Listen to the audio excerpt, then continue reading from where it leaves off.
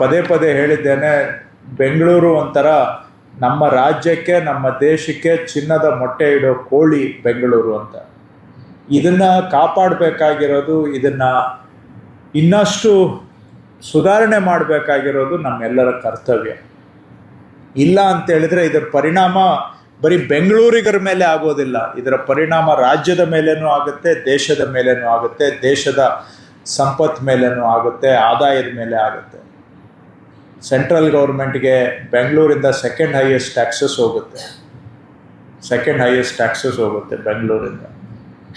So export earnings, jobs, opportunities, investments, technology, dynamism, ಯಾವುದು ತಗೊಳ್ಳಿ ಎಲ್ಲ ದೃಷ್ಟಿಯಿಂದನೂ ಕೂಡ it is the most crucial city. So ಇದು ಫ್ಯೂಚರಲ್ಲೂ ಕೂಡ ಇದೇ ರೀತಿ ಸಸ್ಟೈನ್ ಆಗಬೇಕು ಅಂದರೆ ಸುಧಾರಣೆ ಅಂತೂ ಆಗಬೇಕು. ಆ ಸುಧಾರಣೆ ನಮ್ಮಿಂದನೇ ಆಗಬೇಕು. ಫಸ್ಟು ನಾವು ಮಾಡದೆ ಬೆರಳು ಇನ್ನೊಬ್ಬರ ಕಡೆ ತೋರಿಸ್ಲಿಕ್ಕೆ ಸಾಧ್ಯ ಆಗೋದಿಲ್ಲ. ಫಸ್ಟು ನಮ್ಮದು ಸರಿ ಮಾಡ್ಕೊಂಡು ನಾವು ಈಗ ನೀವು ಸ್ವಲ್ಪ ನಮ್ಮ ಜೊತೆಗೆ ಕೋಆಪ್ರೇಟ್ ಮಾಡಬೇಕು ಅಂತ ನಾವೇನಾದರೂ ಜನಕ್ಕೆ ಕೇಳಿದರೆ ಅವರು ಫಸ್ಟ್ ಹೇಳ್ತಾರೆ ನೀವು ಸರಿ ಹೋಗಿ, ಆಮೇಲೆ ನಾವು ವಿಚಾರ ಮಾಡೋಣ ಅಂತ.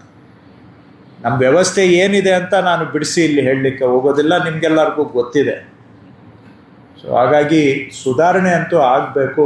ಆ ದೃಷ್ಟಿಯಿಂದ ಮುಖ್ಯಮಂತ್ರಿಗಳು ನಮಗೆ ಇದನ್ನೇ ಸ್ಪಷ್ಟವಾಗಿ ಹೇಳಿದ್ದಾರೆ, ಬೆಂಗಳೂರು ಆಡಳಿತದಲ್ಲಿ ಸುಧಾರಣೆ ಆಗಬೇಕು ಅಂತ. ಅದ್ರ ಕಡೆಗೆ ನಾವು ಕೂಡ ಹೆಚ್ಚಿನ ಪ್ರಯತ್ನ ಮಾಡ್ತೇವೆ. ಅದರಲ್ಲಿ ನಿಮ್ಮ ಸಹಕಾರ ಭಾಳ ಅಗತ್ಯ.